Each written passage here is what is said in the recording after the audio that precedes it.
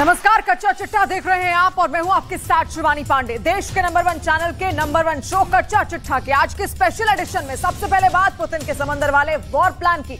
Putin ने समंदर के नीले पानी में एक ऐसा चक्रव्यूह रचा है जिसमें 4 तरफ से घिर गया है अमेरिका। समंदर में नेटो से भिड़ंत की रूस की ऐसी तैयारी है जिसे देखकर 31 देशों के पसीने छूट गए हैं। रूस की सेना ने के एक पूर्व अधिकारी ने दावा किया कि पुतिन ऐसा परमाणु मिसाइल छोड़ेंगे जो समंदर में सुनामी ला देगी। सवाल है, क्या लड़ेंगे बाइडेन और भुगतेगा पूरा नेटो?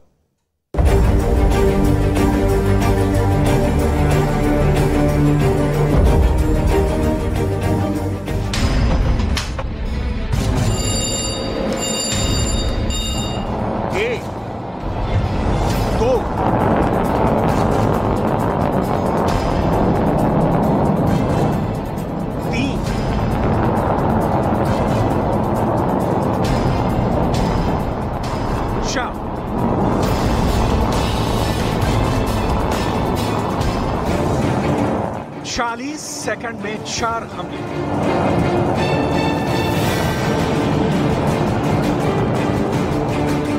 चार दिशाओं में 4 ठिकाने दहले। पुतिन हुए क्रुद्ध। समंदर में रूस का परमाणु युद्ध।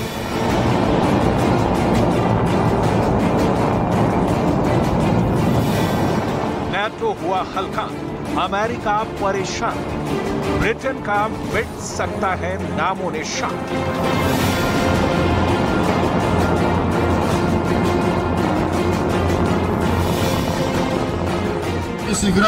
दिन में समंदर के अंदर से परमाणु हमला। रात के अंधेरे में समंदर से परमाणु हमला।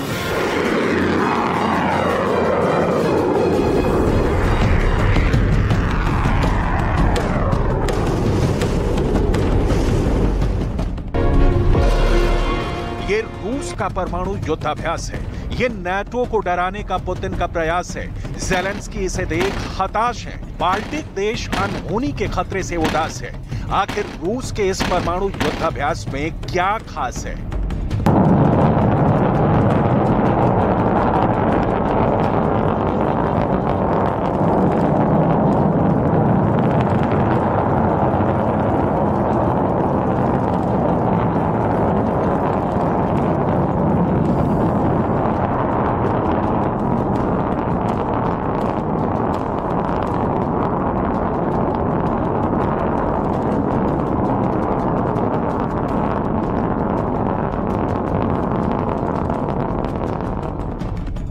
इस युद्धाभ्यास को रूस ने अपने लड़ाकू क्षमता का विस्तार करार दिया है। इस युद्धाभ्यास में रूस के उत्तरी बेड़े के पनडुब्बी रोधी युद्ध जहाजों ने हिस्सा लिया।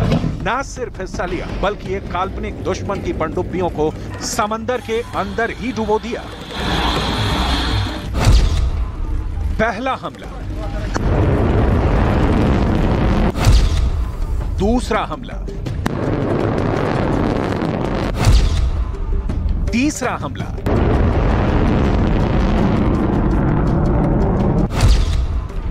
चौथा हमला। पांचवां हमला। ये हमले तो कुछ भी नहीं है। रूस के युद्धपोतों ने जलजला ला दिया है। पुतिन की परमाणु सेना समंदर में कहां-कहां अड़ी हुई है। रूस की नौसेना के किस कदम से दुनिया डरी हुई है। रूस ने समंदर को क्यों बनाया न्यूक्लियर वॉर का एपिसेंटर। समंदर में परमाणु बम का जाल बिछाकर रूस किसे टारगेट बनाने जा रहा है।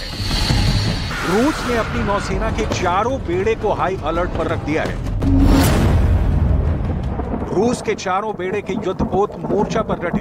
हाई अलर्ट पर रूस की परमाणु पनडुब्बियां। समंदर में न्यूक्लियर बॉम्बर की गर्जना। समंदर के रास्ते परमाणु बम गिराने का अभ्यास।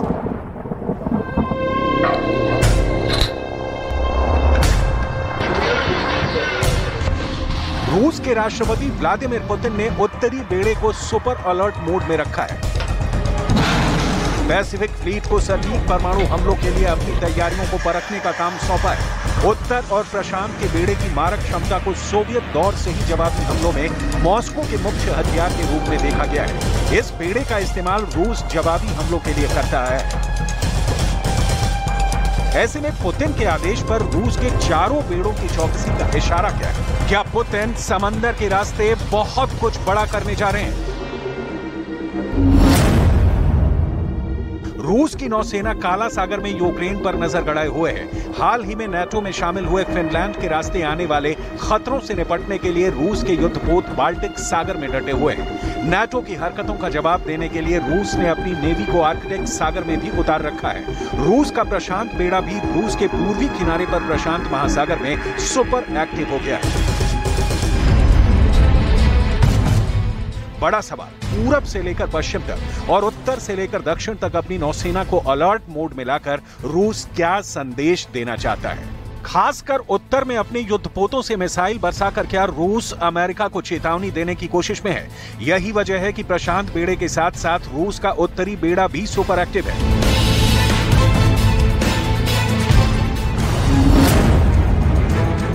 टैक्टिकल न्यूक्लियर हथियारों से लैस युद्धपोत और पनडुब्बियों को रूस ने आर्कटिक सागर और बाल्टिक सागर में एक साथ उतार दिया है।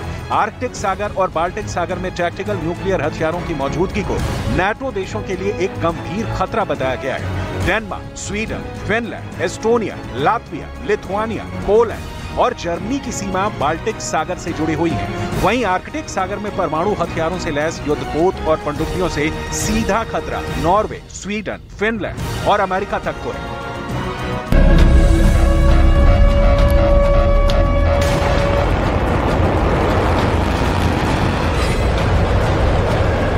दावा किया गया है कि रूस की नौसेना ने अपने युद्धपोत एडमिरल बोर्शको को परमाणु हथियारों से लैस कर आर्कटिक सागर में उतार दिया है। दरअसल आर्कटिक क्षेत्र की जिम्मेदारी रूस के उत्तरी बेड़े के पास है।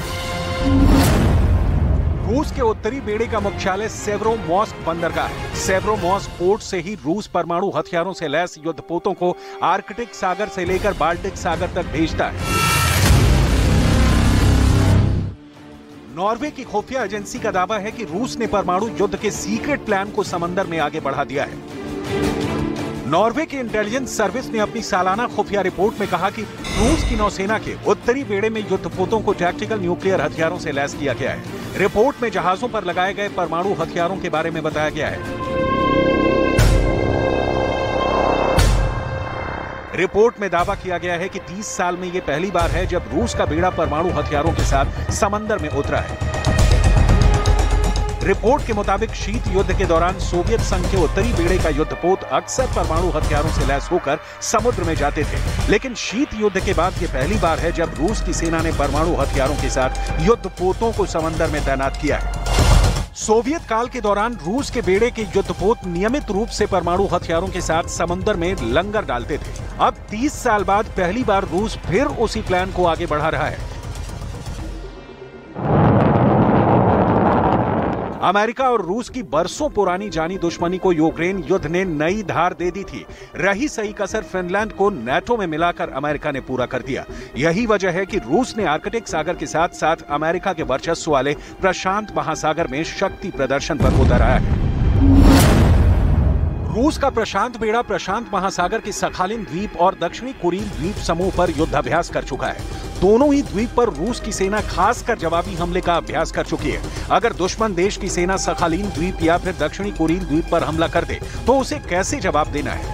На практике необходимо отработать способы действий по недопущению развертывания сил противника в оперативно важных районах Тихого океана, южную часть Охотского моря и отражение его высадки на Южно-Курильские острова. रूस के प्रशांत बेड़े में 46 युद्धपोत हैं। प्रशांत बेड़े में युद्धपोतों में एंटी सबमरीन मिसाइल शिप भी हैं और एम्फीबियस युद्धपोत भी। साथ ही साथ रूस के प्रशांत बेड़े में 24 से 26 पनडुब्बियां हैं। प्रशांत बेड़े के युद्धाभ्यास का मकसद दुश्मन के मिसाइल और हवाई हमलों से रूस को सुरक्षित करना है, जिसके लिए रूस की नेवी दुश्मन की पनडुब्बियों का पता लगाकर उन्हें समंदर के अंदर ही तबाह करने का युद्धाभ्यास कर रही है।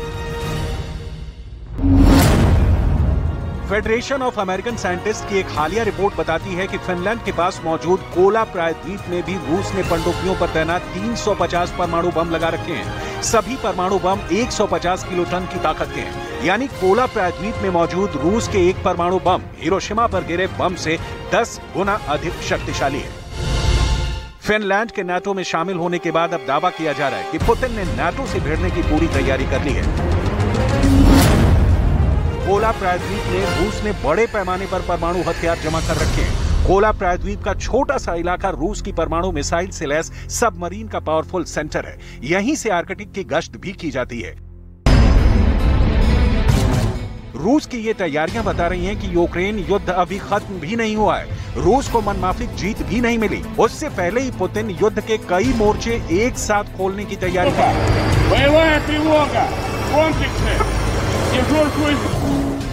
अगर नाटो के एक भी सैनिक के कदम रूस के खिलाफ पड़े तो समंदर में परमाणु बम फट जाएगा। अगर अमेरिका का भी एक जवान रोमानिया या एस्टोनिया से यूक्रेन की ओर बढ़ा तो रूस का परमाणु टॉर्पीडो ब्रिटेन की तरफ बढ़ जाएगा।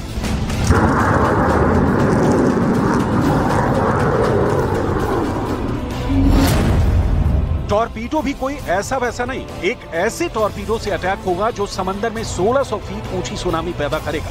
1600 फीट की ऊंचाई यानी एफिल टावर की ऊंचाई से 1.5 गुना से भी ज्यादा। फ्रांस की राजधानी पेरिस की पहचान में शुमार एफिल टावर की ऊंचाई 1083 फीट है। यानी रूस का परमाणु टॉर्पीडो समंदर के विस्फोट के बाद एफिल टावर से भी 1.5 गुना ऊंची रेडियो एक्टिव लहरें पैदा करेगा। रूस की सेना के पूर्व अधिकारी येवगेनी बोजेंस्की ने दावा किया कि अगर नाटो ने यूक्रेन में कदम रखा तो पुतिन ऐसी परमाणु मिसाइल छोड़ेंगे जो समंदर में सुनामी ला देगी।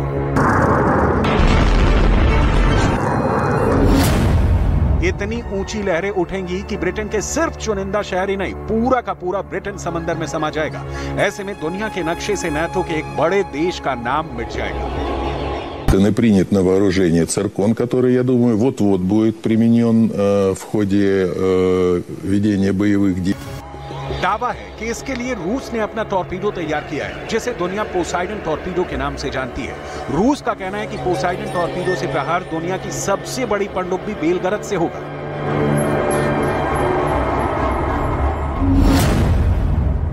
विशेषज्ञों का मानना है कि ऐसे हालात में रूस की पनडुब्बी ब्रिटेन में 2 ठिकानों से हमला कर सकती है। पहला ठिकाना है उत्तरी सागर, दूसरा ठिकाना है टेम्स नदी का मुहाना, जहां से अगर पोसाइडन टॉर्पीडो फट गया तो पानी की सतह से एक सुनामी की लहर उठेगी और लंदन को डुबो देगी।